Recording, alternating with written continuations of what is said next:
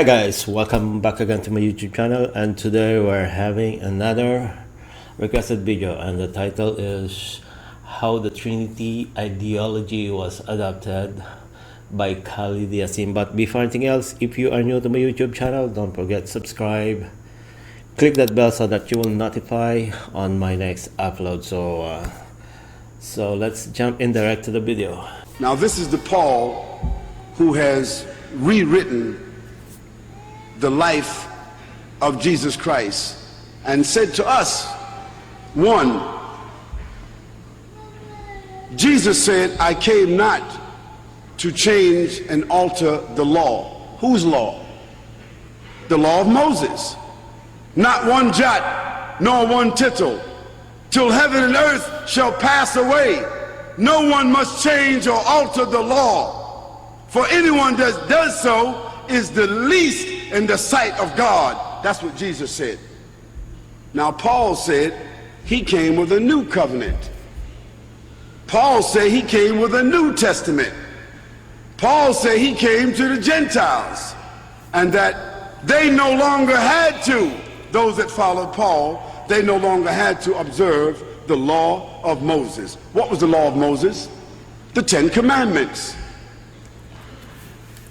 They no longer had to. They could eat pig's meat. The Jewish people today, following the law of Moses, they can't eat pig's meat. So how could Paul change that law and tell them they could eat pig's meat? Paul said they didn't have to circumcise. All Muslims, all Jews, all of those that follow the prophets are circumcised. How is it that Paul said they don't have to be circumcised? Paul said they didn't have to observe the Sabbath. Now the Sabbath is one of the commandments, one of the 10 commandments. And Jesus said, when they asked him about, Jesus said, do you know which is the greatest of all the commandments? What commandments was he talking about? He's talking about the commandments of Moses. He said, do you know which is the greatest commandment?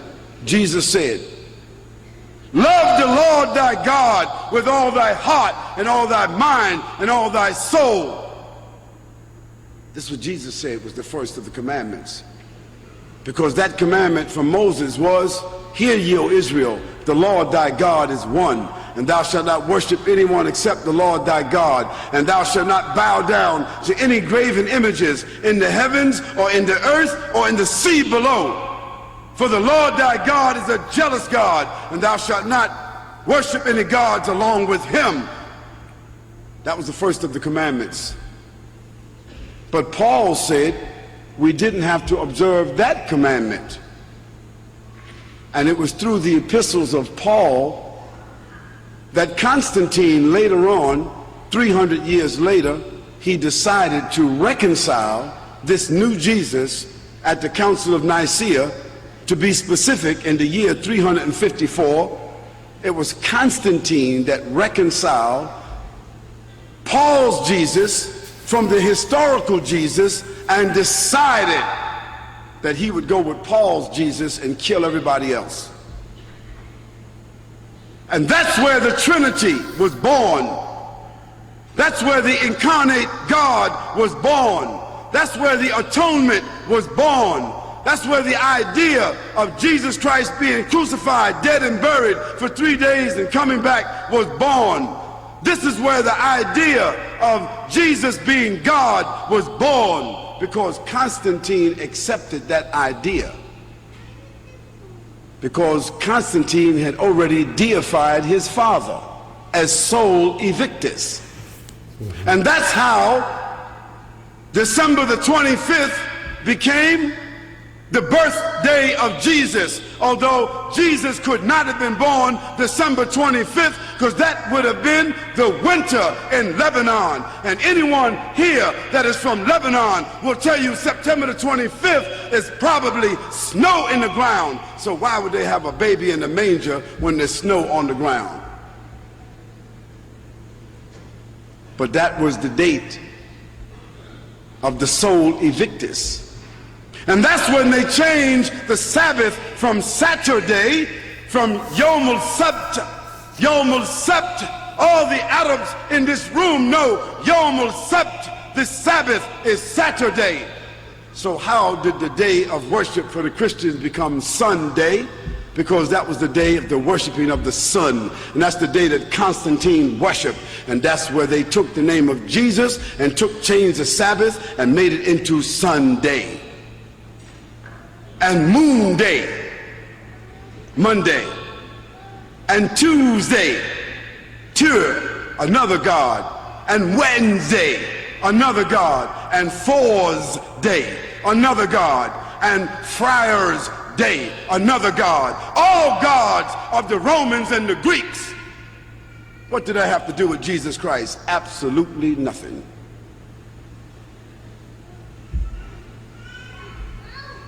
So a new covenant was born through Paul and the collaboration and the official documentation of Constantine, who then assigned an official Bishop of Rome. That Bishop of Rome became the official pontiff of the Catholic Church. And so today, that's why the Pope is called the Pontiff. He's called the shadow of God on earth. Whose shadow? Whose God? The God of Paul, the God of Constantine. Certainly not the God of Jesus. Now Paul, through his writings, set up a nefarious situation that virtually stamped out, wiped out, imprisoned, tortured, killed, eliminated all of the Unitarians, because those that follow Jesus Christ were called Unitarians. That means they were subscribing to one God. And what happened to the Unitarians? They were thrown to the lions. They were thrown to the lions until they were gradually eliminated. Then Constantine made Christianity the official religion. Why? Because he made a distinction between the Nazarenes and the Christians. If you were Christian, you were cool. If you were Christian, you were official. If you were Christian, you could be assimilated. If you were Christian, you were Constantized. If you were acceptable, if you embraced the Pauline doctrine, then you became a Christian. And Christian then became an antithesis of the Nazarenes. It also became an antithesis of the life and the message of the historical Jesus. This new evolution, this new faith system, officially adopted by Constantine, the Roman emperor, the establishment of the Church of Rome, and the subsequent Christology that has developed. I said Christology. Now what is Christology? Christology is the scientific, systematic dramatization and mythological replacement of the historical Jesus. That's what Christology is. Because if we want to love Christ and follow Christ, we have to follow the real Christ.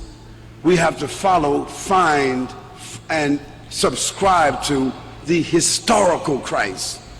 The issue is, who is willing to follow the historical Christ? And even after you receive the information, some of you are angry right now. If you had some rocks, you'd probably stone me right now.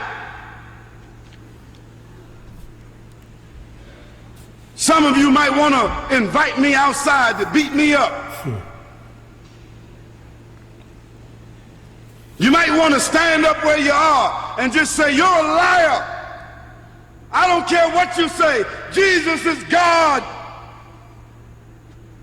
And you're going to continue saying that because change is difficult. Because change is difficult. Wow, that's really, really strong statement. So, wow.